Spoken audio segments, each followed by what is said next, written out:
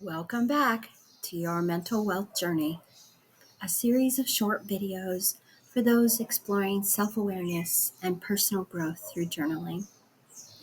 This is our time to slow down and reconnect with the deeper currents beneath the surface of our everyday lives, while today driving around the coastline of Mauritius.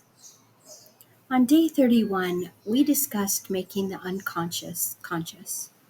And today's topic is just as introspective. So let's dive in.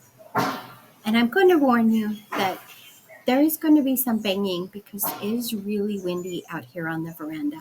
And the bamboo blinds get blown up against the railing. Okay, so unconditional positive regard is the soil in which the self can flourish. This paraphrased insight from Carl Rogers' Therapeutic framework speaks to a foundational truth. We grow best when we feel safe to be ourselves. From a therapeutic perspective, many of our internal conflicts stem from early experiences where love or approval felt conditional or was used to control us. We learn to hide parts of ourselves, like feelings like anger and sadness and vulnerability, in order to maintain a connection. And then over time, these hidden parts become buried beneath layers of shame and self-doubt. Journaling helps us to uncover the beliefs that formed in these early relationships. Thoughts like, I'm most lovable when I'm perfect, or I'm full of drama, or I must not show emotion, or I'm too much, often drive self-criticism and emotional avoidance. But when we begin to offer ourselves the same unconditional regard we long for, that is, acceptance without judgment, we create the inner conditions for healing and growth. Positive regard doesn't mean ignoring flaws or bypassing accountability.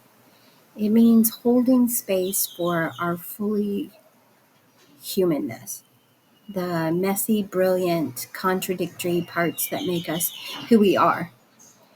When we feel seen and accepted, we stop performing and we start becoming.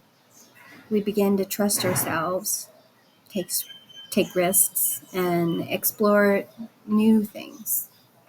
Self-awareness is the light that helps us notice where we've withheld compassion from ourselves and from others. It invites us to soften, to listen, and to nurture the parts of us that have been waiting to bloom. You are worthy of kindness. And in that kindness, your truest self begins to flourish. Here's today's writing prompt. Reflect on a time when you felt truly accepted by yourself or someone else. What did that acceptance allow you to feel or express or become? How can you offer that same regard to yourself today? And how can you offer, and who can you offer, acceptance to as well? All right, so that's all for today's reflection. Did this topic resonate with you? I think of how important it is, for love and belonging, and how far I have gone to gain acceptance from another person. I continue to work on regarding myself with compassion and extending grace and dignity to others. What are your thoughts?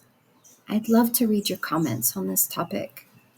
My hope for us all is that through journaling and self-acceptance, we become our own best friends and partners in this crazy out world.